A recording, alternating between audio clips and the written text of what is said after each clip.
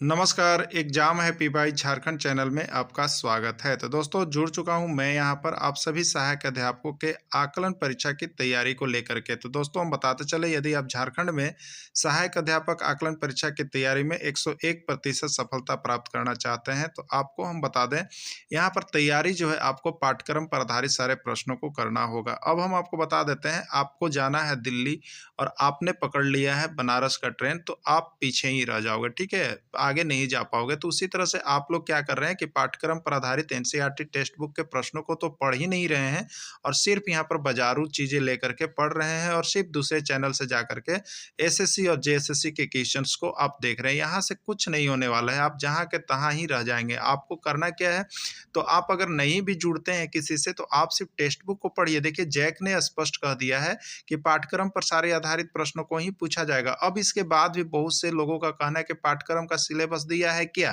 तो पाठ्यक्रम का सिलेबस है, जैक की किताब बनी हुई है, जैक ने ही किताब को दिया है। तो आपको पाठ्यक्रम देखना है तो आप सही ट्रेन को पकड़ें, सही जगह पर जाएं और सही रणनीति में सही समय पर तैयारी करें, नहीं तो सब कुछ धरा के धरा रह जाएगा। तो आपको हम बता देते हैं यहाँ पर इस चैनल पर यदि आप जुड़ते हैं तो आपको सब कुछ मिल रहा है, वही जो जैक मॉडल पर आधारित है। तो आपको सिर्फ और सिर्फ 501 रुपए में जुड़ करके आप यहाँ पर सारे पाठ्यक्रम पर आधारित प्रश्नों को देख सकते हैं और जैक मॉडल पर आधारित प्रश्नों को देख सकते हैं, जो कि कहीं भी किसी भी और किसी भी चैनल पर यह उपस्थित नहीं है। अब आपकी बारी है कि आप क्या डिसाइड करते हैं। अगर डिसाइड करते हैं तो अभी हमारे मोबाइल नंबर पर संपर्क कीजिए और यहाँ पर जुड़ जाइए, जिससे कि आपको किसी भी प्रकार का धोखा ना हो और आप यहाँ पर आकलन परीक्षा में पास करके एक दिन अस्थायी शिक्षक बन सकें। से तो प्राप्त किए जाते हैं। आपको बताना है कि जो रेशम होता है, रेशमी वस्त्र जो होते हैं, उसके रेशे किससे प्राप्त किए जाते हैं? बकरी के बाल से, भेड़ के बाल से, रेशम के कीट या कोकून से, या कोई नहीं। तो देखिए यहाँ पर यह प्रश्न जो आपका आया है यूपी में, आपको बता दे रहे हैं ये 3 बार पूछा गया है, ठीक है। पर्यावरण अध्ययन के 3 बार और विज्ञान के अंतर्गत 1 बार ये प्रश्न यूपी में पूछा गया है। उसी तरह से बिहार में भी यह प्रश्न आया हुआ है कि रेशम के रेशे जो है किससे प्राप्त किए जाते हैं। तो आपको पता होगा कि रेशम के जो रेशे होते हैं उस वो क्या होता है, तो वो होता है रेशम के कीट। देखिए रेशम का कीट जो कोकून जिसको कहते हैं, रेशम के कीट जिसको हम लोग यहाँ पर कोकून कहते हैं, उससे रेशम प्राप्त किए जाते हैं और ये शहतूत की पत्तियों पर सबसे ज्यादा पाए जाते हैं, उसी से रेशम की प्राप्ति होती है, ठीक है। चलिए अगला देखिएगा, याक का ऊन प्राप्त होता है। याक जो यहाँ पर होते हैं, याक, उनका ऊन कहाँ पर ज्यादा मिलता है? तिब्बत में, लद्दाख में, जम्मू कश्मीर में, या ए और बी दोनों, यानी तिब्बत और लद्दाख दोनों। तो आपको देखिए पता होना चाहिए जो याक होता है यह जो है ऊन वाला जानवर है, भेड़ है, ठीक है। और यह वहां पर होते हैं जहां सबसे ठंडे, ऊंचे और ठंडे प्रदेश होते हैं, जहां पर ऊंचाई अधिक होती है और ज्यादा ठंडे पड़ते हैं। तो वहां पर क्या होते हैं कि वे उनके जान बचाने के लिए उनका जो अनुकूलन होता है, उनके जो होते हैं बाल बहुत घने घने होते हैं, ठीक है। उनके बाल बहुत घने घने होते हैं जिससे ऊन प्राप्त होता है उस बाल से। तो ये याक जो होते हैं ऊंचे स्थान, तो ऊंचे स्थान इसमें से कौन आपको नजर आ रहा है? तो देखिए तिब्बत भी ऊंचा स्थान है और लद्दाख भी ऊंचा स्थान है। तो तिब्बत और लद्दाख के दोनों जगहों पर इसी प्रकार के जानवर पाए जाते हैं याक, जो कि यहाँ पर बाल से ढक करके अपने यहाँ पर रह सकते हैं। तो दूसरे जंतु जाएंगे तो यहाँ पर क्या हो जाएंगे, मर जाएंगे और वहाँ पर रहने के लिए अनुकूलित नहीं है। तो ऐसे जगहों पर याक रहते हैं और यह तिब्बत और लद्दाख दोनों जगहों पर पाए जाते हैं। इसका राइट आंसर डी हो जाएगा, ठीक है। चलिए अगला देखिएगा, पश्मीना शॉल कहाँ से प्राप्त होता है? बहुत बार आप प्रश्न को देखे होंगे, पश्मीना नाम सुने होंगे। तो नया नया आप अगर पहली बार अगर देख रहे हैं तो आप यह, इसका मतलब है कि आपने सीटेट ये सब नहीं ज्वाइन किया है। तो सीटेट यदि आप दिए होंगे तो पश्मीना शॉल के बारे में बार बार वहाँ सीटेट में पूछा जाता है, ठीक है। तो ये आपका पश्मीना शॉल जो है यहाँ पर स्टेट का भी एग्जाम में लगा दिया है, आता है बार बार। तो पश्मीना शॉल कहाँ मिलता है? तिब्बत में, लद्दाख में, जम्मू कश्मीर में, या कहीं नहीं, ठीक है।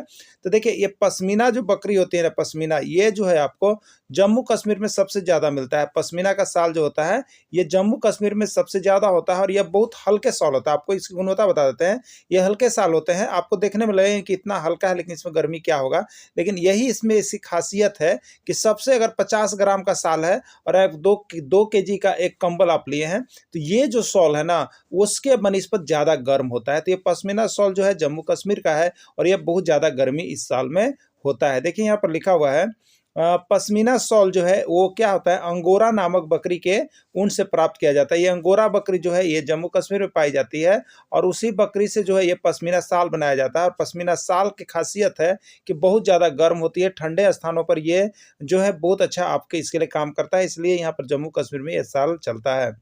भेड़ होते हैं, आपको बताना भेड़ क्या होते हैं, शाकाहारी, मांसाहारी, सर्वाहारी या कोई नहीं। तो चलिए यदि आप जानते हैं भेड़ के बारे में तो ये आपका बिहार में पूछा गया है, साथ ही बंगाल में पूछा गया है कि भेड़ क्या होते हैं, शाकाहारी होते हैं, मांसाहारी होते हैं, सर्वाहारी होते हैं या कोई नहीं। तो आपको पता होगा कि भेड़ जो होते हैं हमारे वो क्या है, तो यहाँ पर शाकाहारी जंतु में आते हैं। ठीक है, भेड़ किस में है, शाकाहारी में आते हैं, क्योंकि वे सिर्फ शाकाहारी चीजें ही खाते हैं।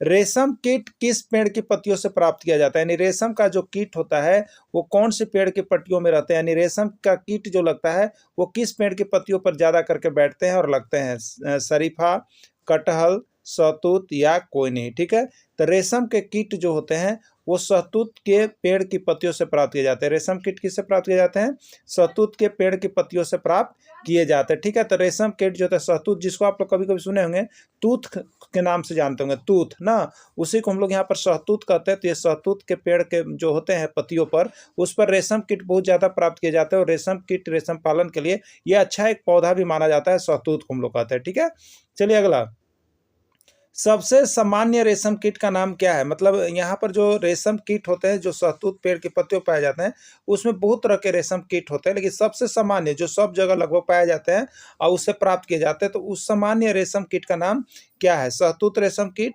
शरीफा रेशम कीट, पालक रेशम कीट या कोई नहीं। ठीक है, तो सबसे सामान्य रेशम कीट जो होता है उसको हम लोग यहाँ पर कहते हैं, देखिए शहतूत। ठीक है, शहतूत रेशम कीट होता है। ठीक है, शहतूत रेशम कीट को हम लोग कहते हैं।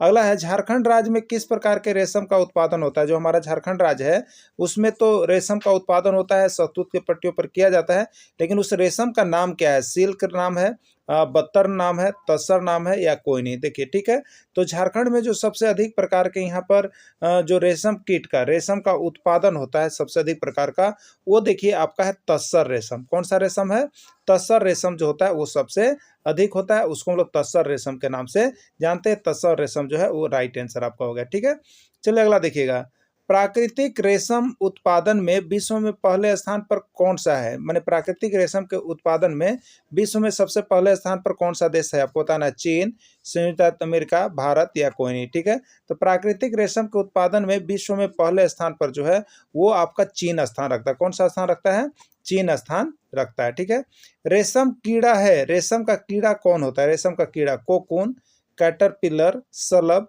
या कोई नहीं। ठीक है, तो रेशम के कीड़ा को हम लोग क्या कहते हैं, कोकून कहते हैं ना, रेशम के कीट को कोकून के नाम से जानते हैं और इसी से रेशम प्राप्त होता है, तो ये कोकून ही कहा जाता है।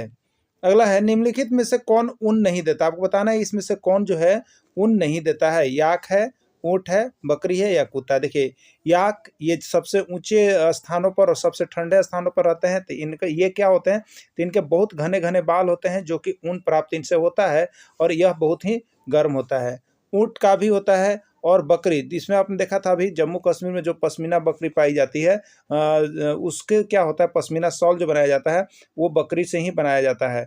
तो इस तरह से इसमें एक और एक नाम केवल बच गया, कुत्ता, इससे जो होता है ऊन नहीं बनाया जाता है। ठीक है, इसका ऊन नहीं होता है, बाकी ये तीनों का ऊन होता है। तो देखिए यहाँ पर अगला, जब भोजन का विघटन ऑक्सीजन के उपयोग द्वारा होता है, जब भोजन जो ग्लूकोज है उसका टूटना ऑक्सीजन के उपयोग द्वारा होता है तो उससे क्या कहते हैं, वायवीय शोषण, अवायवीय शोषण, संतृप्त क्रिया या कोई नहीं। ठीक है, तो जब भोजन का विघटन ऑक्सीजन के उपयोग द्वारा होता है तो उसको हम लोग वायवीय शोषण कहते हैं। क्या कहते हैं उसको, वायवीय शोषण के नाम से जानते हैं। जब भोजन का विघटन ऑक्सीजन की अनुपस्थिति में होता है, जब भोजन का विघटन ऑक्सीजन की अनुपस्थिति में होता है तो उससे क्या कहते हैं, वायवीय शोषण, अवायवीय शोषण, संतृप्त क्रिया या संतृप्त क्रिया। तो जब भोजन का विघटन जो है ऑक्सीजन की अनुपस्थिति में होता है तो उसको हम लोग कहते हैं अवायवीय शोषण। क्या कहते हैं, अवायवीय शोषण के नाम से जानते हैं। मानव में शोषण होता है, मानव जो शोषण लेते हैं वो किसके द्वारा लेते हैं, आपको बताना है, त्वचा के द्वारा, गिल्स के द्वारा, फेफड़े के द्वारा या कोई नहीं। ठीक है, तो मानव का जो शोषण होता है वो होता है यहाँ पर फेफड़ों के द्वारा। किसके द्वारा होता है, फेफड़ों के द्वारा मानव में शोषण होता है। केचुए में शोषण कैसे होता है, अब बता सकते हैं केचुए में श्वसन कैसे होता है। ये 1001 बार प्रश्न पूछ गया है पर्यावरण के अंतर्गत, तो अभी सभी राज्यों के एग्जाम में पूछा जा रहा है। ठीक है, त्वचा के द्वारा, फेफड़ा के द्वारा, गिल्स के द्वारा या कोई नहीं। ठीक है, तो मान ये जो केचुआ है उसमें श्वसन जो होता है वो आपको त्वचा के द्वारा होता है। किसके द्वारा होता है? त्वचा के द्वारा श्वसन सबसे ज्यादा होता है। मछली में श्वसन अंग होता है, मछली में श्वसन अंग कौन होता है? ये भी प्रश्न आपको 501 बार पूछ दिया गया है कि मछली में श्वसन अंग कौन होता है, त्वचा, फेफड़ा, गिल्स या कोई नहीं। तो मछली में जो श्वसन अंग होता है वो गिल्स होता है। ठीक है, जिसके द्वारा मछली जो होते हैं घुले हुए ऑक्सीजन को लेते रहते हैं और पानी के अंदर जिंदा रहते हैं। ठीक है, मेढक में श्वसन अंग होता है, कौन कौन होता है? फेफड़ा होता है, त्वचा होता है, ए और बी दोनों होता है या कोई नहीं। ठीक है, तो देखिए मेढक में जो श्वसन अंग होता है वो ए और बी दोनों यानी फेफड़ा और त्वचा दोनों होता है, क्योंकि मेढक जो उभयचर प्राणी है वो देखिएगा तो पानी में भी रहता है और स्थल पर भी आप देखते हैं दोनों जगह जिंदा रहता है। तो जब वो पानी में रहता है तो वो जो ऑक्सीजन है वो फेफड़ा के द्वारा लेता है, और जब पानी में जब रहता है तो ऑक्सीजन जो है त्वचा के द्वारा लेता है। किसके द्वारा लेता है? त्वचा के द्वारा। लेकिन जब ये धरातल पर आ जाता है, जमीन पर रहता है, तो वो ऑक्सीजन जो है फेफड़ा के द्वारा लेता है। इसलिए दोनों जगहों पर रहने के लिए अनुकूलित होता है। इसका राइट आंसर ए और बी दोनों हो जाएगा ना। पत्तियों में गैसों का आदान प्रदान होता है किसके द्वारा? फेफड़ों के द्वारा, तना के द्वारा, रंध्र के द्वारा या कोई नहीं। तो देखिए इसमें जो पत्तियों में गैसों का आदान प्रदान होता है वो रंध्र के द्वारा होता है। किसके द्वारा होता है? पत्तियों में रंध्र होते हैं जिसके द्वारा यहाँ पर गैसों का आदान प्रदान होता है। तो इस प्रत्येक वर्ष विश्व वन दिवस किस तिथि को मनाया जाता है? 10 मार्च, 12 मार्च, 22 मार्च या 21 मार्च। ठीक है, देखिए विश्व वन दिवस, ठीक है, वर्ल्ड यहाँ पर जो है फॉरेस्ट डे कहा गया है। विश्व वन दिवस किस तिथि को मनाया जाता है आपको बताना। ठीक है, ये प्रश्न जो है आपको यहाँ पर देखिएगा उत्तराखंड में आया हुआ है। ठीक है, और आपका बिहार में आया हुआ है। ये दो जगह ये प्रश्न पूछा गया है विश्व वन दिवस। तो यह जो आपको मनाया जाता है वो देखिए तिथि है 21 मार्च। 21 मार्च को विश्व वन दिवस के नाम से मनाया जाता है। झारखंड राज्य में कितने क्षेत्रफल पर वन है आपको बताना है। झारखंड राज्य में कितने क्षेत्रफल पर वन है? 23,200, 23,605, 22,605 या 23,804। ठीक है, कितने किलोमीटर पर फैला हुआ है? देखिए 23,000, ठीक है, 605, 2, 3 और 6 यानी 2 3 6 याद रखिए 236 या नहीं तो देगा 23,605 यानी 23,605 वर्ग किलोमीटर पर झारखंड में वन का विस्तार है, फैला हुआ है। झारखंड राज्य में कितना प्रतिशत भाग पर वन है? देखिए ये प्रश्न जो है आपको बता रहे हैं, झारखंड में जो अभी तक एग्जाम हुआ है उसमें आपका लगभग 25 से ज़्यादा बार पूछ दिया गया है। ये वन कितना प्रतिशत है ये बार बार पूछता है, इसलिए हो सके कि आपके भी एग्जाम में आ जाए, तो आप जरूर देख लीजिएगा, क्योंकि यह आपको पाठ्यक्रम पर आधारित प्रश्न है, सारा एनसीईआरटी का, इसलिए यहाँ से ज़्यादा भिड़ रहे हैं। तो 29%, कितना प्रतिशत भाग पर है? 29% भाग पर जो है वन है यहाँ पर झारखंड में। तो पूछा था कि झारखंड में कितना प्रतिशत भाग पर वन है, इसका राइट आंसर 29% हो जाएगा। एक जीव जंतु के द्वारा दूसरे जीव जंतु को खाया जाना और एक कड़ी के रूप में यह प्रक्रम चलता रहता है, क्या कहलाता है? ठीक है, तो एक जीव जंतु के द्वारा दूसरे जीव जंतु को खाया जाता है और यह क्या होता है? एक कड़ी के रूप में, कि अगर मान लीजिए कि यहाँ पर आपको जैसे हम लोग कहते हैं कि जो सांप, ठीक है, सांप किसको खा जाता है? आप देखते हैं सांप जो है यहाँ पर छिपकली को, सांप जो है यहाँ पर खा जाता है मेढक को, और मेढक खा जाता है किसी कीट को। तो इस तरह से एक प्रक्रम चलता रहता है। घास को हिरन खा जाता है, हिरन को यहाँ पर आप देखते हैं तेंदुआ खा जाता है। तो इस तरह से क्या होता है, एक प्रक्रम चलते जा रहा है, कड़ी। तो इस कड़ी को क्या कहते हैं हम लोग? तो इस कड़ी को हम लोग कहते हैं खाद्य श्रृंखला। क्या कहते हैं इसी को? खाद्य श्रृंखला ना। तो यहाँ पर क्या आंसर हो जाएगा इसका? इस कड़ी का नाम है खाद्य श्रृंखला। ठीक है, चलिए अगला देखिएगा। पेड़ पौधे किसका संतुलन करते हैं? पेड़ पौधे किसका संतुलन करते हैं? ऑक्सीजन का, कार्बन डाइऑक्साइड का, ए और बी दोनों या कोई नहीं। ठीक है, तो देखिए पेड़ पौधे जो है वो ऑक्सीजन भी संतुलित करते हैं और कार्बन डाइऑक्साइड भी संतुलित करते हैं। ठीक है, क्योंकि कार्बन डाइऑक्साइड की जो संख्या है वो इसको अपने में लेते हैं और जो निर्मुख करते हैं वो ऑक्सीजन गैस छोड़ते हैं। इस तरह से क्या होता है, पर्यावरण को पूरा बैलेंस करके चलते हैं पेड़ पौधे। इसलिए पेड़ पौधे यहाँ पर उचित मात्रा में जरूर लगाना चाहिए, समान मात्रा में, जिससे कि हम लोगों को ऑक्सीजन की पूर्ति हो सके और कार्बन डाइऑक्साइड भी समाप्त हो सके। ठीक है, पेड़ पौधे प्रकाश संश्लेषण के प्रक्रम के द्वारा निर्मुक्त करते हैं। पेड़ पौधे प्रकाश संश्लेषण की क्रिया करते हैं। तो प्रकाश संश्लेषण के प्रक्रम निर्मुक्त करना मतलब छोड़ना या निकालना। तो क्या वो निकालते हैं, क्या वे निर्मुक्त करते हैं, आपसे पूछा गया था। पेड़ पौधे प्रकाश संश्लेषण के प्रक्रम के द्वारा क्या निर्मुक्त करते हैं? कार्बन डाइऑक्साइड, ऑक्सीजन, हाइड्रोजन या जल वाष्प क्या करते हैं? ठीक है, तो पेड़ पौधे प्रकाश संश्लेषण के द्वारा जो है यहाँ पर जो छोड़ते हैं वो ऑक्सीजन छोड़ते हैं, क्योंकि ऑक्सीजन जो है वो वायुमंडल में छोड़ते हैं और वायुमंडल से लेते क्या है, कार्बन डाइऑक्साइड लेते हैं। तो ये ऑक्सीजन छोड़ते हैं। और ये प्रश्न आपको बता दे रहे हैं 101 से ज़्यादा बार अब तक पूछ दिया गया है कि पेड़ पौधे प्रकाश संश्लेषण के दौरान क्या निर्मुक्त करते हैं या क्या छोड़ते हैं या क्या निष्कासित करते हैं। बहुत तरह से पूछा जाता है। तो ऑक्सीजन छोड़ते हैं पेड़ पौधे, ठीक है, क्या छोड़ते हैं? ऑक्सीजन, जो मानव के काम में आता है। प्रकृति का फेफड़ा किसको कहा जाता है? आपको बताना है प्रकृति का फेफड़ा किसको कहा जाता है? वायु को, जल को, वन को या सब भूमि को, किसको कहते हैं? ठीक है, तो देखिए प्रकृति का फेफड़ा जो है यहाँ पर वन को कहा जाता है। किसको कहा जाता है? वन को कहा जाता है, क्योंकि वन ये क्या करते हैं? ऑक्सीजन को निर्मुक्त करते हैं। और वन क्या करते हैं? तो कार्बन डाइऑक्साइड को ग्रहण करते हैं। जो हमारे लिए खराब चीज़ होता है उसको ग्रहण करके उसको हमारे लिए जो जरूरी चीज़ है वो छोड़ते रहते हैं। इसलिए वन को प्रकृति का फेफड़ा के नाम से भी जाना जाता है। देखिए यहाँ पर लिखा हुआ है, नोट्स बनाया हुआ है, जो नोट्स परचेज करते हैं। वन वायुमंडल में ऑक्सीजन और कार्बन डाइऑक्साइड का संतुलन बनाए रखते हैं, इसलिए वनों को प्रकृति का फेफड़ा भी कहा जाता है। वृक्ष जल को अवशोषित करते हैं। वृक्ष जो हमारा होते हैं वो जल को किस प्रकार से अवशोषित करते हैं? जल को किस प्रकार से सोखते हैं? पत्ता के द्वारा, तना के द्वारा, जड़ के द्वारा या कोई नहीं? किसके द्वारा पेड़ पौधे जो है जल का अवशोषण करते हैं? तो पेड़ पौधे जो है या जल का अवशोषण जो होता है वो जड़ों के द्वारा करते हैं। किसके द्वारा करते हैं? जड़ों के द्वारा पेड़ पौधे जल का अवशोषण करते हैं। ठीक है, अगला है ग्लोबल वार्मिंग, विश्व उष्णन का प्रमुख कारण क्या होता है? ऑक्सीजन का बढ़ जाना, CO2 का बढ़ जाना, जल का बढ़ जाना या कोई नहीं? ठीक है, ऑक्सीजन का लेवल बढ़ने से कोई हमें नुकसान नहीं होती है। कार्बन डाइऑक्साइड का बढ़ जाना, यदि वायुमंडल में कार्बन डाइऑक्साइड बढ़ जाएगा तो वायुमंडल क्या होगा? ज़्यादा गर्म हो जाएगा। जब ज़्यादा गर्म होगा तो उसी को हम लोग कहते हैं ग्लोबल वार्मिंग। वायुमंडल का ज़्यादा गर्म हो जाना ग्लोबल वार्मिंग या उसी को कहते हैं विश्व उष्णन। तो कार्बन डाइऑक्साइड की यदि अधिकता होगी तो ग्लोबल वार्मिंग हो जाएगा। क्या हो जाएगा? ग्लोबल वार्मिंग हो जाएगा। ठीक है, चलिए अगला देखिएगा। चिपको आंदोलन किस राज्य में चलाया गया? मध्य प्रदेश, उत्तराखंड, हरियाणा या कर्नाटक? ठीक है, ये चिपको आंदोलन भी 1001 बार पूछ दिया गया, इसलिए चिपको आंदोलन सारे नोट्स देख लेंगे, लेकिन फिलहाल अभी जो पूछा गया उसको बताते हैं। चिपको आंदोलन जो है ये कहाँ पर चला गया है? उत्तराखंड में चलाया गया है। ये भी प्रश्न बहुत बार पूछा गया है। एपिको आंदोलन कहाँ चलाया गया? उत्तराखंड, झारखंड, हरियाणा या कर्नाटक? एपिको आंदोलन, तो देखिए एपिको आंदोलन जो है पहले यहाँ पर कर्नाटक में चलाया गया। आप सभी का एपिको आंदोलन, इसका विशेष डिटेल्स अगले में आपको मिल जाएगा। ठीक है, झारखंड में किस प्रकार के वन की अधिकता है? पर्णपाती वन, आर्द्र पतझड़ वन, शुष्क पतझड़ वन या कोई नहीं? ठीक है, तो झारखंड में किस प्रकार के वन की अधिकता है? तो झारखंड में जो सबसे ज़्यादा जो होते हैं वो आपको यहाँ पर मिलते हैं शुष्क पतझड़ वन। क्या मिलते हैं आपको? शुष्क पतझड़ वन झारखंड में सबसे अधिक मिलते हैं, सबसे अधिकता इसी की होती है। वन के संबंध में क्या सही है? वन के संबंध में बोला जा रहा है कि इसमें क्या सही है?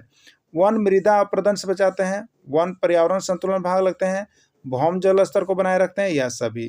तो देखिए वन के संबंध में पहला बिल्कुल सही है। वन यदि रहेंगे तो ये मृदा अपरदन से बचाते हैं। मृदा अपरदन बहुत प्रकार से होता है, जैसे अगर तेज वायु बहे तो ऊपर की जो ह्यूमस मिट्टी होती है उसको उड़ा करके ले जाते हैं, तो यहाँ से मिट्टी का कटाव हो गया और दूसरे जगह पर पटक देते हैं। तो इस तरह से क्या हो गया? मृदा का अपरदन हुआ, एक स्थान से दूसरे स्थान पर उपजाऊ मिट्टी कट कर चली जाती है, उठ कर चले जाते हैं, तो उसको अपरदन कहते हैं। इसलिए ये भी सही है। वन पर्यावरण संतुलन भाग लेते हैं, बिल्कुल सही है। पर्यावरण का संतुलन बनाने के लिए वन जरूरी है, क्योंकि वन जितना रहेंगे तो क्या करेंगे? कार्बन डाइऑक्साइड को ग्रहण करेंगे और वायुमंडल में ऑक्सीजन गैस निकालेंगे, जिससे क्या होगा? पर्यावरण में संतुलन बना हुआ रहेगा। अगला है भौम जल स्तर को बनाए रखते हैं, बिल्कुल सही है। आपने देखा होगा कि एक जो है पहाड़ी इलाका है और एक जो है मैदानी इलाका है। तो पहाड़ी इलाका में देखिएगा जल का स्तर बहुत ही ऊंचा होता है, क्योंकि यहाँ पर पेड़ पौधे जो होते हैं वो जल के स्तर को क्या करते हैं? बांधे रखते हैं और रिश्ते हुए रखते हैं, इसलिए वहाँ पर ज़्यादा होता है। और मैदानी इलाका से जितना पानी होता है वो क्या होता है? बाहर निकल जाते हैं और बाढ़ के द्वारा दूसरे जगहों पर चले जाते हैं। ठीक है, तो जहाँ पर अधिक पेड़ पौधे होते हैं वे क्या करते हैं? पानी के संतुलन को बनाए रखने में सक्षम होते हैं, यानी ये सभी होगा। ठीक है, क्या होगा? ये सभी इसका आंसर हो जाएगा। सूक्ष्म जीवों द्वारा मृत पौधों पर क्रिया करने से बनने वाले एक उत्पाद का नाम है। सूक्ष्म जीवों द्वारा मृत पौधों पर क्रिया करने से बनने वाले एक उत्पाद कौन है? बालू, लाल, लोहा या मशरूम। आपने देखा होगा जंगलों में जो होते हैं पेड़ पौधे सड़ गल जाते हैं, वहाँ पर आप बरसात के दिनों में देखेंगे तो सबसे ज़्यादा मशरूम या जिसको हम लोग खुखड़ी कहते हैं, वो निकलता है कि नहीं निकलता है? तो ये जो आपका यहाँ पर पेड़ पौधे ये जो पत्ते गिर जाते हैं, ये क्या है? मृत पेड़ पौधे हैं, है ना? तो मृत पेड़ पौधे या सड़े गले पौधे पर जो उगते हैं एक उत्पाद है, उसका नाम मशरूम, वहाँ पर मशरूम सबसे ज़्यादा उगता है, ठीक है? प्रदूषण का मुख्य कारण है, प्रदूषण जो बढ़ते जा रहा है उसका मुख्य कारण क्या है? ये प्रश्न भी आपका 101 बार पूछा गया है, ठीक है? वनों की कटाई, वर्षा की अधिकता, वनों की संरक्षण या बढ़ती वन की संख्या, ठीक है? तो प्रदूषण का मुख्य कारण यहाँ पर जो है आपको वनों की कटाई में आता है। वनों की कटाई करने का कारण क्या हो रहा है? प्रदूषण बढ़ता जा रहा है, तो वनों की कटाई होगा। वनों की अधिकता से प्रदूषण नहीं होता है, वनों का संरक्षण करने से भी प्रदूषण नहीं होगा और बढ़ती वन की संख्या भी नहीं होगा। यानी प्रदूषण का कारण क्या है? वनों की कटाई जो कर रहे हैं वही प्रदूषण को बढ़ा रहा है, इसको रोकथाम किया जाना। तो स्वाद में होते हैं, पूछा जा रहा है कि अम्ल स्वाद में होते हैं, एसिड, ठीक है? एसिड अम्ल जो होते हैं उसका टेस्ट कैसा होता है? ये प्रश्न जो है आपका यूपी में जो वहाँ पर बेसिक परीक्षाएं चलती है उसमें ये 101 बार आया हुआ है ये अम्ल का क्वेश्चन अब तक, ठीक है? तो खट्टा होता है, मीठा होता है, तीखा होता है, कड़वा होता है, अम्ल स्वाद में कैसे होते हैं, ठीक है? तो जितने भी अम्ल होते हैं वो स्वाद में खट्टे होते हैं। अम्ल क्या होते हैं? स्वाद में खट्टे होते हैं। जितने भी अम्ल होते हैं उनका टेस्ट यदि आप करेंगे तो खट्टे होंगे, जो खट्टे होंगे उनको आपको टेस्टिंग करने पर उसको अम्ल में डालना है, ठीक है? प्रश्न आया हुआ था। इसमें कौन अम्लीय है? आपको बताना है कि इसमें कौन सा अम्लीय है और कौन अम्लीय नहीं है। नींबू, संतरा, दही या सभी, ठीक है? नींबू को जब आप स्वाद लेते हैं, टेस्ट करते हैं तो ये कैसा होता है? खट्टा होता है। संतरा भी कैसा होता है? खट्टा होता है। दही भी स्वाद में कैसे होता है? खट्टे ही होते हैं, ठीक है? इसलिए इसका राइट आंसर क्या हो जाएगा? सभी है। इसमें जितने पदार्थ है सभी पदार्थ जो हैं वो अम्लीय पदार्थ की श्रेणी में ही आते हैं, ठीक है? तो सभी इसमें अम्लीय पाए जाएंगे। क्षार का स्वाद होता है, क्षार स्वाद में कैसे होते हैं? अम्लीय, मीठा, कड़वा या खट्टा? क्षार का स्वाद कैसा होता है, ठीक है? तो देखिए क्षार का जो स्वाद होता है जब आप उसको जेब पर टेस्टिंग करेंगे तो क्षार का स्वाद कैसा होता है? कड़वा होता है। ये बिहार में जो एग्जाम हुआ है उत्कलन में उसमें 2 बार पूछा गया है और आपका यूपी में जो है उसमें 1 बार पूछा गया है। उसी तरह बंगाल में ये 2 बार पूछा गया। तो इस तरह से सारे प्रश्न आए हुए। क्षार का स्वाद कैसा होता है? कड़वा होता है। हो सके कि आपका भी आ जाए। तो सारे एनसीईआरटी का नोट्स और पीडीएफ परचेज करना आप नहीं भूलेंगे, क्योंकि जैसे ही आप नहीं परचेज करते हैं तो आपको हो सके कि यहाँ पर 1-2 मार्क्स के लिए आपका मिस कर जाए। इसलिए किसी भी तरह का यहाँ पर रिस्क नहीं लेना है। जुड़ करके सारे पाठ्यक्रम पर आधारित प्रश्नों को अवश्य पढ़ लेना है, ठीक है? सिरका में कौन सा अम्ल पाया जाता है? देखिए ये प्रश्न अब तक आपको बता देते हैं 101 बार पूछा गया है कि सिरका में कौन सा अम्ल पाया जाता है? एसिटिक अम्ल, फॉर्मिक अम्ल, साइट्रिक अम्ल या लैक्टिक अम्ल? सिरका में कौन सा अम्ल पाया जाता है? जो सिरका होते हैं, अचार होते हैं, उसमें कौन सा अम्ल पाया जाता है? तो देखिए आपको एसिटिक अम्ल पाया जाता है, ठीक है ना? उसमें कौन सा अम्ल पाया जाता है? एसिटिक अम्ल सबसे ज़्यादा पाया जाता है। चिट्टी का डंक में कौन सा अम्ल पाया जाता है? चिट्टी का डंक में कौन सा अम्ल पाया जाता है? 1001 बार अब तक के परीक्षा में सर्वाधिक बार पूछा गया यह प्रश्न आपका है कि चिट्टी का डंक में कौन सा अम्ल पाया जाता है? फॉर्मिक अम्ल, साइट्रिक अम्ल, लैक्टिक अम्ल या एसिटिक अम्ल, ठीक है? तो चिट्टी का डंक में जो होता है फॉर्मिक अम्ल पाया जाता है, जिसके कारण हमें क्या होता है? तो बहुत ही यहाँ पर जब चिट्टी डंक काटती है तो बहुत खजुलाता है और दर्द होता है, ठीक है? तो चिट्टी के डंक में जो पाया जाता है फॉर्मिक अम्ल पाया जाता है।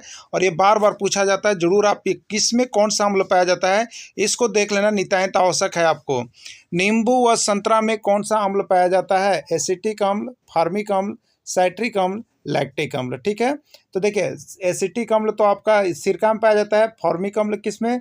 जो डंक मारने वाले जितने होते हैं उसमें फॉर्मिक अम्ल होता है। और यहाँ पर होता है साइट्रिक अम्ल। तो नींबू व संतरा में जो है आपको साइट्रिक अम्ल ही पाया जाता है, नींबू व संतरा में, ठीक है? चलिए अगला देखिएगा। दही में कौन सा अम्ल पाया जाता है? दही में कौन सा अम्ल पाया जाता है? एसिटिक अम्ल, लैक्टिक अम्ल, साइट्रिक अम्ल या फॉर्मिक अम्ल? कौन सा अम्ल दही में पाया जाता है? देखिए दही में जो है आपको यहाँ पर लैक्टिक अम्ल पाया जाता है। कौन सा अम्ल पाया जाता है? लैक्टिक अम्ल होता है, जो दूध को दही में बदलता है। तो यह लैक्टिक अम्ल दही में पाया जाता है, ठीक है? चलिए अगला देखिएगा। आंवला में कौन सा अम्ल पाया जाता है? आंवला में कौन सा अम्ल पाया जाता है? एसिटिक अम्ल, लैक्टिक अम्ल, एस्कर्बिक अम्ल या टार्ट्रिक अम्ल? आंवला में कौन सा अम्ल पाया जाता है, ठीक है? तो आंवला में जो होता है आपको जो अम्ल पाया जाता है वो आपका यहाँ पर एस्कॉर्बिक अम्ल पाया जाता है। कौन सा अम्ल पाया जाता है? एस्कॉर्बिक अम्ल जो है आंवला में आपका पाया जाता है। पालक में कौन सा अम्ल पाया जाता है? ये भी प्रश्न अब तक 101 बार से ज़्यादा बार पूछ दिया गया। पालक का कौन सा अम्ल पाया जाता है? एसिटिक अम्ल होता है, लैक्टिक अम्ल होता है, एस्कॉर्बिक अम्ल होता है, ऑक्जेलिक अम्ल होता है। ठीक है, तो एसिटिक अम्ल सिरका में हो गया ना, लैक्टिक अम्ल दही में हो गया, एस्कॉर्बिक अम्ल आंवला में हो गया, और ऑक्जेलिक अम्ल जो है वो पालक में हो गया। तो इस तरह से अम्ल का कुछ कुछ चीज़ को याद रख लीजिएगा, तो आपको जब ऑप्शन देखिएगा तो आपको पकड़ा जाता है, इसलिए कुछ ऑप्शन को याद भी कर लेना है। ठीक है, चलिए अगला देखिएगा, इमली, अंगूर और कच्चे आम में कौन सा अम्ल पाया जाता है? ठीक है, तो एसिटिक अम्ल किस में होता है? अभी आपको याद होगा, सिरका में होता है। लैक्टिक अम्ल किस में होता है? दही में पाया जाता है। टार्टरिक फॉर्मिक अम्ल किस में होता है? चींटी के डंक में। आपके पास एक ही ऑप्शन बच जा रहा है जो आपने नहीं देखा था, टार्टरिक अम्ल। यानी इमली में कहा जाए, अंगूर में कहा जाए, कच्चा आम में कहा जाए, कौन सा अम्ल पाया जाता है? तो इन सभी में जो है टार्टरिक अम्ल ही पाया जाता है। ठीक है, टार्टरिक अम्ल पाया जाता है। अगला है, चूना का पानी में कौन सा क्षार पाया जाता है? देखिए, चूना का पानी में कौन सा क्षार पाया जाता है? कैल्शियम हाइड्रोक्साइड पाया जाता है, सोडियम हाइड्रोक्साइड पाया जाता है, पोटेशियम हाइड्रोक्साइड या मैग्नीशियम हाइड्रोक्साइड। ठीक है, तो सबसे पहले चूना का पानी जो होता है, तो चूना का पानी का सूत्र क्या होता है आपको याद होना चाहिए। तो CaO एक कहते हैं, और एक को कहते हैं CaOH2। ठीक है, यानी एक हो गया कैल्शियम ऑक्साइड और एक हो गया कैल्शियम हाइड्रोक्साइड। ठीक है, इसी को चूना कहते हैं। एक होता है बिना बुझा हुआ चूना और एक होता है बुझा हुआ चूना। तो जिसमें जल मिल गया वो हो गया बुझा हुआ चूना, और जिसमें जल नहीं मिला वो बिना बुझा हुआ चूना। तो ये दोनों चूना का है। तो यहाँ पर एक ही ऑप्शन आ रहा है, देखिए आपको कैल्शियम हाइड्रोक्साइड। कैल्शियम हाइड्रोक्साइड यहाँ पर दिया हुआ CaOH2, यही चूना का पानी है। ठीक है, चलिए अगला प्रश्न देखिएगा, दूधिया मैग्नीशियम यानी मिल्क ऑफ मैग्नीशिया किस में पाया जाता है? Milk of magnesia. ठीक है, calcium hydroxide, magnesium hydroxide, potassium hydroxide, या कोई नहीं।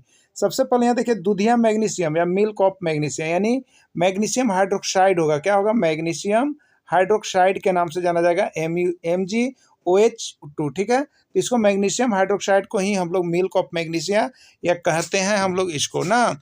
अगला प्रश्न है, अम्ल किस प्रकार काम करता है? अम्ल जो है किस प्रकार काम करता है आपको बताना है। लाल लिटमस को नीला करता है, नीला लिटमस को लाल करता है, हरा लिटमस को नीला करता है, या हरा लिटमस को पीला करता है। देखिए एक बात आपको हम बता देते हैं, देखिए अम्ल में ल से स्टार्ट हो रहा है ना, ल से, तो ये अम्ल है ल, तो आपको लगेगा कि लाल लिटमस को नीला करता है, लाल लिटमस को नीला करता है, लेकिन इसका जस्ट अपोजिट होता है, आपको बताते हैं। ठीक है, अम्ल में ल से आपको लाल लगेगा, लेकिन स्टार्ट किससे कीजिएगा? नीला से कीजिएगा। किससे कीजिएगा? नीला से। यानी नीला को क्या करता है? लाल करता है। ये नीला को लाल करता है लिटमस पर। तो ठीक है, तो ये नीला से स्टार्ट कीजिएगा, जस्ट उल्टा होता है। अगला है, क्षार किस प्रकार काम करता है? क्षार किस प्रकार काम करता है? तो आपको अम्ल का याद हो गया ना, अम्ल क्या करता है? नीला से लाल। तो क्षार जस्ट उसका उल्टा करेगा, क्या करेगा? लाल से नीला, यानी लाल लिटमस पत्र को क्या कर देगा? नीला कर देगा, जस्ट उल्टा होता है। तो इस तरह से आप दिमाग में जब बनाइएगा उसको, अम्ल का आपको याद रहेगा, तो अम्ल का उल्टा क्षार होता है, तो क्षार वाला में उसमें लगा दीजिएगा। ठीक है, तो एक यदि अम्ल का याद है तो क्षार का जस्ट उसका अपोजिट कर लेना है। जिस विलयन पर अम्ल या क्षार किसी का कोई प्रभाव नहीं पड़ता है, उस विलयन को क्या कहते हैं? अम्लीय विलयन, क्षारीय विलयन, उदासीन विलयन, या कोई नहीं। ठीक है, तो जिस विलयन पर अम्ल या क्षार किसी का प्रभाव नहीं पड़ता है, उस विलयन को हम लोग यहाँ कहते हैं उदासीन विलयन। क्या उसको कहते हैं? उदासीन विलयन कहते हैं, जिस विलयन पर अम्ल या क्षार का प्रभाव नहीं पड़ता है। ठीक है, अगला है यहाँ पर, अगला यहाँ पर देखिएगा, ये सभी प्रश्न आए हुए हैं। चींटी जब काटती है तो त्वचा में कौन सा अम्ल छोड़ देती है? चींटी जब काटती है तो हमारे त्वचा में एक अम्ल छोड़ देती है, जिसके कारण बहुत अधिक से परपराता हम लोग जिसको कहते हैं। तो कौन सा अम्ल होता है? तो आपको पता होगा भी कि चींटी के डंक में जो पाया जाता है वो फॉर्मिक अम्ल पाया जाता है। वही फॉर्मिक अम्ल हमारे त्वचा में छोड़ के चला जाता है, जिसके कारण हमें बहुत सा परपराता है और बहुत दुखता है। ठीक है, चलिए अगला है, जब मिट्टी अत्यधिक अम्लीय हो जाता है तो ऐसे में मिट्टी को उपचारित किया जाता है किसके द्वारा? बुझा हुआ चूना, बिना बुझा हुआ चूना, कास्टिक सोडा, कैल्शियम कार्बोनाइट, या कुछ नहीं। ठीक है, तो जब मिट्टी अधिक अम्लीय हो जाए तो उसको उपचारित करने के लिए उसमें बुझा हुआ चूना या बिना बुझा हुआ चूना, कोई भी चूना आप जब मिलाएंगे तो वो आपको मिट्टी जो है अम्लीय उसकी कम हो जाती है और वो पैदावार लायक हो जाता है। इसमें अम्ल कौन है आपको बताना है कि यहाँ पर जो दिया हुआ है इसमें अम्ल कौन है? HCl, H2SO4 या HNO3, कोई नहीं, सभी। क्या होगा? ठीक है, तो सबसे पहले देखिए HCl को हम लोग क्या पढ़ते हैं? HCl को हम लोग पढ़ते हैं हाइड्रोक्लोरिक अम्ल। क्या पढ़ते हैं? हाइड्रोक्लोरिक अम्ल, HCl को कहते हैं H2SO4, तो ये भी अम्ल हो गया। H2SO4 को हम लोग क्या कहते हैं? सल्फ्यूरिक अम्ल। क्या कहते हैं? सल्फ्यूरिक अम्ल, तो ये भी अम्ल हो गया। और HNO3 को क्या कहते हैं? नाइट्रिक अम्ल। क्या कहते हैं? नाइट्रिक अम्ल, तो ये भी अम्ल हो गया। इस तरह से आप देख रहे हैं HCl भी अम्ल है, H2SO4 भी अम्ल है, HNO3 भी अम्ल है। तो इसमें एक ऑप्शन देखिए आपको दिया गया है, क्या दिया गया है? लास्ट में एक ई ऑप्शन है जिसमें सभी दिया हुआ है, ठीक है, तो ई ही इसका राइट आंसर हो जाएगा, ठीक है। तो इसमें सभी जो है अम्लीय हैं। इसमें क्षार कौन है आपको पता करना है, इसमें क्षार कौन है? आप देखिएगा HCl है, H2SO4 है, NaOH है या HNO3। आप देखिएगा अगर HCl की बात कीजिएगा तो HCl को हम लोग क्या कहते हैं? हाइड्रोक्लोरिक अम्ल कहते हैं, ठीक है, तो ये तो अम्ल हो गया। उसी तरह से H2SO4 को क्या कहते हैं? सल्फ्यूरिक अम्ल कहते हैं, तो ये भी क्या हो गया? अम्ल हो गया। उसी तरह से NaOH को क्या कहते हैं? कास्टिक सोडा कहते हैं। क्या कहते हैं? Caustic soda. और HNO3 को क्या कहते हैं? नाइट्रिक अम्ल। तो देखिए इसमें 3 गो अम्ल है लेकिन एक सोडा है, तो सोडा वाला जितना चीज आता है OH ग्रुप का वो सभी क्षार में जाता है। किस में जाता है? क्षार में जाता है। तो इसमें क्षार कौन है आपसे यही पूछा था, तो NaOH जो है आपका क्षार है, ये आपका राइट आंसर है, ठीक है। तो इस तरह से आप सारे इंपॉर्टेंट क्वेश्चन को आपने देखा और सारे क्वेश्चन जो आ रहे हैं NCERT बुक से ही आपको सारे छपते हैं, तो आप सभी अभी के अभी जुड़ करके सारे नोट्स PDF परचेज कर लीजिएगा और जुड़ करके तैयारी कीजिएगा, जिससे आपको सारे नोट्स और PDF यहाँ पर मिल सके। तो वीडियो के अंत तक जुड़े रहें, इसके लिए आप सभी को बहुत बहुत धन्यवाद।